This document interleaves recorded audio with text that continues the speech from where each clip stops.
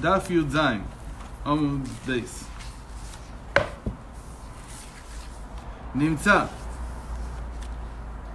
So we're almost halfway through. Nimtza. Give me 10 seconds. So we're learning the Maimer Vayetzev Yitzchak Lasuch Basadeh, and we're talking about davening. To turn the dark away. Really, the Chazal say he was davening. And in order to understand this, what he was doing in the Sadeh, so we have to understand the relationship between things that have a reason and things that don't. And the Mishnah doesn't give reasons, the Braita does. So the Braita is actually from a higher source than the Mishnah. That's what we saw yesterday. I thought about that yesterday. I was learning Gemara. Shemel?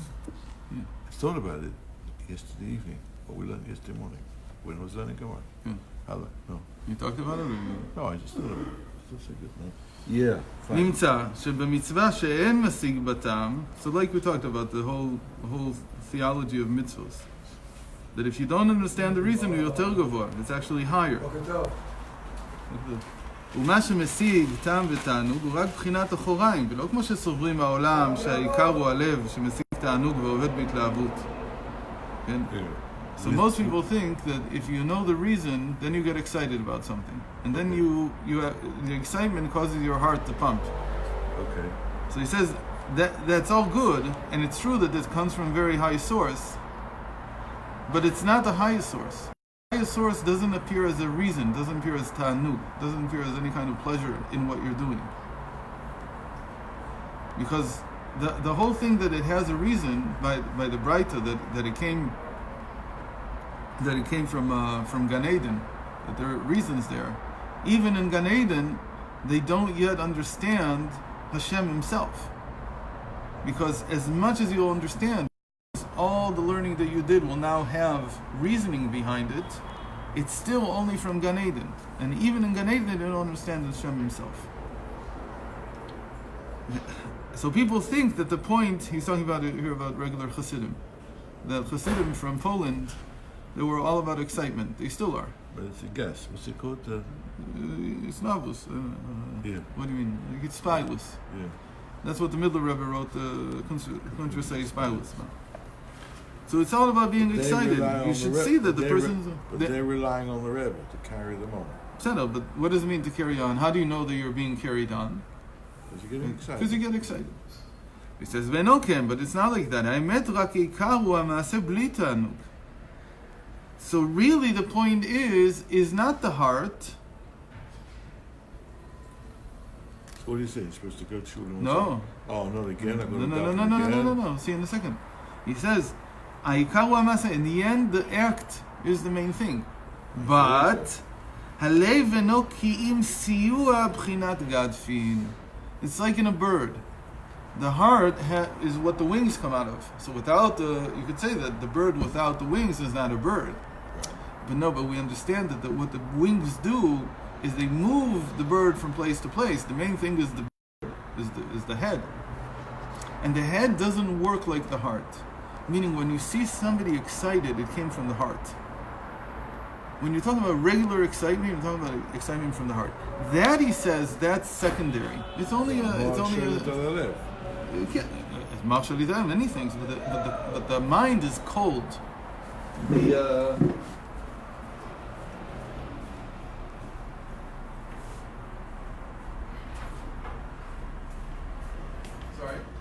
The mind is cold.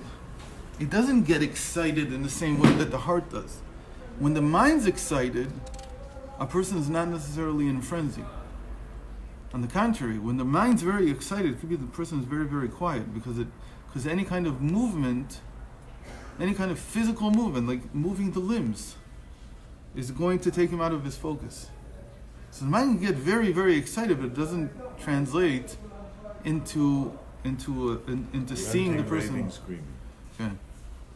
He's not screaming out of a... It could be that once it's over, he screams. Eureka. He reaches a stage. It's very, very interesting because it says in Amlo Eis that if when you finish davening, suddenly burst into spontaneous song, that means that your tefillah have been accepted with Shemayim. It's exactly what you're saying. Except. Yeah. Why does it like that? Because it's avodah shebalev. It should move it down into the heart, and then the fact that once you're finished, spontaneously it erupts. So that's a sign that it came from the mind. But if it's coming directly without even thinking, so that's just the excitement of the heart.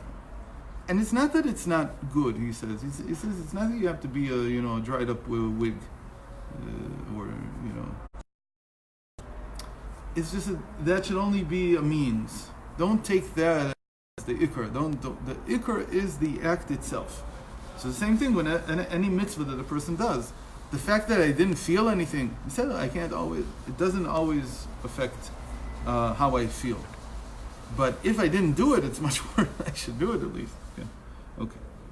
Again, he's not putting down. That was the thing that his son in the Kuntras HaIspilus, he had to make clear. He says, not that my father said there shouldn't be any itlavut. That's not true.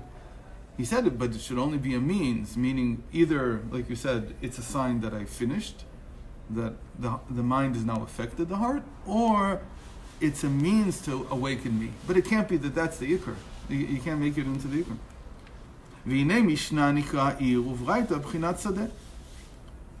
So, like we said, the Braita, it comes from the word. We talked about this yesterday. So it means to be outside. That's why it's the field. But the Mishnah is like the city, right? And we always talk about this, that the Torah believes in the end that the goal of humanity is a city. It's not the field. It's not to be rural. It's to be urban. But it's a metaphor. It's not saying that you have to sit in the king is. What? The city is where the king is. Okay, in the end, the king dwells in Gadol Havaya Be'ir Elokeinu. The greatest Havaya when he's in the city of our God. So the Mishnah is called a city. It's like the city, and the Sadeh is like being outside in the rural. It's outside.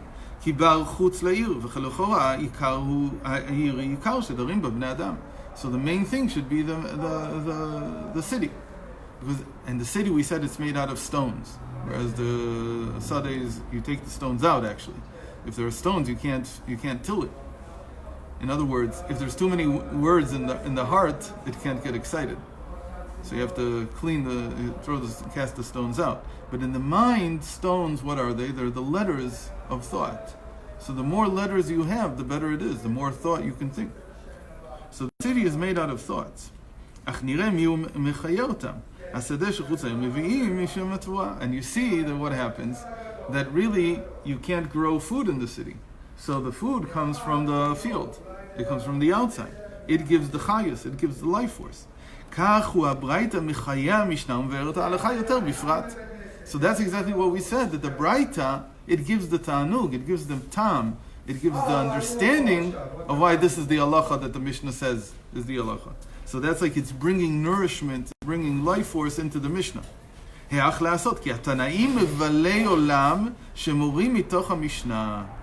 he says, really, what the Tanaim do, the Zohar calls them Mevalei Olam. Even the Gemara calls them also Mevalei Olam. They destroy the world. They don't really destroy the world. The Tanaim, the sages of the Mishnah. Why?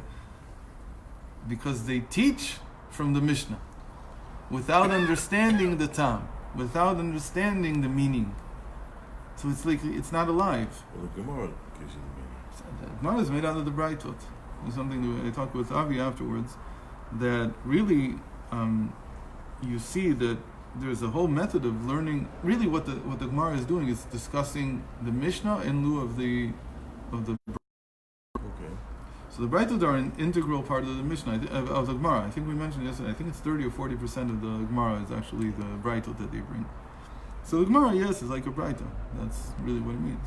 It's just discussing the Braitot. In any case, you can't have a living world if you only teach from the Mishnah, because there's no tam there. So one side of it is that it's like dry, and it's like an onion, not an onion. What do you call it? Tznon. How do you say tznon? Radish. It's like a radish.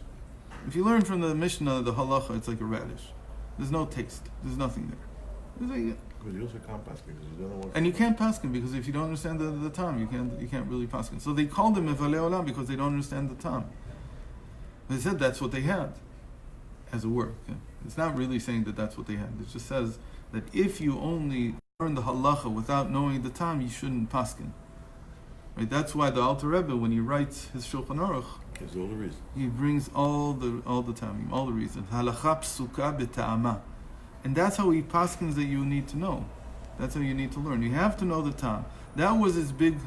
He never said. I don't think he ever said anything about the Shulchan Aruch, but that was the big machlokas on the Shulchan Aruch when it came out. That because he paskined so well, that nobody's going to go back to learn the tam. They didn't think for a second that he left the tam out because he didn't know it. They said he wrote so well the psak that people are not going to go back to learn the tam. What? He did put it in the tam. No, very seldom. Who are you talking about? The regular Shulchan Aruch, the Beis Yosef. Sometimes, very few times he actually does. The Beis Yosef said that they're not supposed to be learning the Shulchan Aruch. You're supposed to review it once a month. Really, you should learn the Beis Yosef.